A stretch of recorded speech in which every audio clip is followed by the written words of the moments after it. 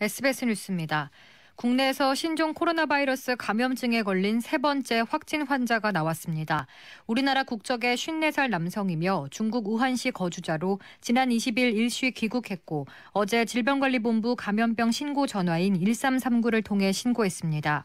이후 국가지정 입원치료 병상에 있는 명지병원에 격리돼 검사를 받았고 오늘 확진 판정을 받았습니다. 이 환자는 지난 20일 귀국한 뒤 격리되기 전까지 지역사회에 6일간 노출돼 있었기 때문에 질병관리본부는 환자 동선을 추적해 밀접 접촉자 수를 파악하는 데 주력하고 있습니다. 현재까지 국내 확진 환자 3명을 제외한 조사 대상 증상자는 48명입니다. 이 가운데 47명은 음성 판정을 받아 격리 해제됐고 나머지 1명에 대한 검사가 진행 중입니다. 문재인 대통령은 국내에서 세 번째 신종 코로나 바이러스 감염증 확진 환자가 발생한 데 대해 정부가 지자체와 함께 모든 단위에서 필요한 노력을 다하고 있다고 말했습니다. 문 대통령은 오늘 대국민 메시지를 통해 정부가 설 연휴 기간에도 24시간 대응 체계를 가동하고 있다면서 정부를 믿고 필요한 조치에 대해 과도한 불안을 갖지 마시길 당부드린다고 말했습니다. 중국에서 신종 코로나 바이러스 감염증 사망자와 확진 환자가 연일 급증하고 있습니다. 중국 국가위생건강위원회는 어제까지 전국 30개 성에서 1,975명의 확진자가 나왔고 사망자는 56명이라고 밝혔습니다. 우한시를 비롯한 후베이성 16개 도시에는 봉쇄 조치가 내려졌고 국내 단체 관광에 이어 해외 단체 관광도 전면 금지했습니다. 수도 베이징시는 오늘부터 다른 지역으로 오가는 모든 버스의 운행을 중단했습니다. 해외에서도 신종 코로나 바이러스 확진자가 속출하고 있습니다. 유럽에선 처음으로 프랑스에서 감염 확진자가 나온 데 이어 캐나다에서도 첫 확진자가 발생했습니다. 정부가 신종 코로나 바이러스 발병지인 중국 우한에 남아있는 우리 국민을 철수시키기 위해 전세기를 투입하는 방안을 추진하고 있습니다.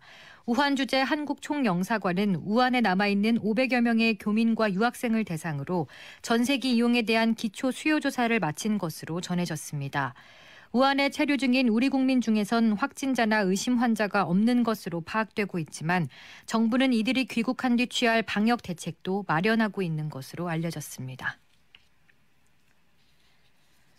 설날인 어제 저녁 일가족 7명을 포함해 9명의 사상자가 난 강원 동해시 다가구 주택 가스 폭발 사고 원인 규명을 위한 현장 합동 감식이 오늘 오전 진행됐습니다. 합동 감식팀은 일가족이 펜션 형태로 무등록 영업한 다가구 주택에서 부탄가스 버너를 이용해 요리하던 중 원인을 알 수 없는 폭발 사고가 난 것으로 보고 있습니다.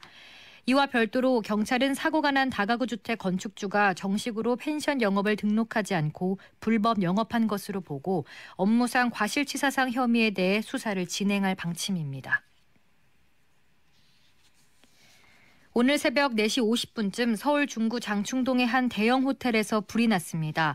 출동한 소방당국은 호텔에 묵고 있던 투숙객 583명과 직원 50명을 대피시켰고 이 중 투숙객 69명이 연기를 마셔 병원으로 옮겨져 치료를 받았습니다. 경찰은 모레 합동 감식을 벌여 정확한 화재 원인을 조사할 방침입니다. 서울행 무궁화호 열차가 전주역 부근에서 고장으로 멈춰서면서 승객이 불편을 겪었습니다. 코레일에 따르면 오늘 오전 10시 48분쯤 승객 418명을 태운 여수 서울 무궁화호 열차가 신리역과 전주역 사이에서 운행을 멈췄습니다. 오늘 밤은 전국에 가끔 구름 많은 가운데 제주와 동해안에 비가 내리겠고 내일 오후쯤 전국으로 확대되겠습니다.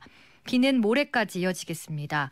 예상되는 비의 양은 제주 산지에 150mm 이상, 강원 영동과 경상 해안에는 100mm 이상, 전남과 경상 내륙에 20에서 60, 그 밖의 지역은 5에서 30mm가 되겠습니다. 기온이 낮은 강원 산지에는 5에서 30cm의 많은 눈도 쌓일 것으로 보입니다. 서울의 현재 기온은 10도입니다. 주시은입니다. 뉴스를 마칩니다. SBS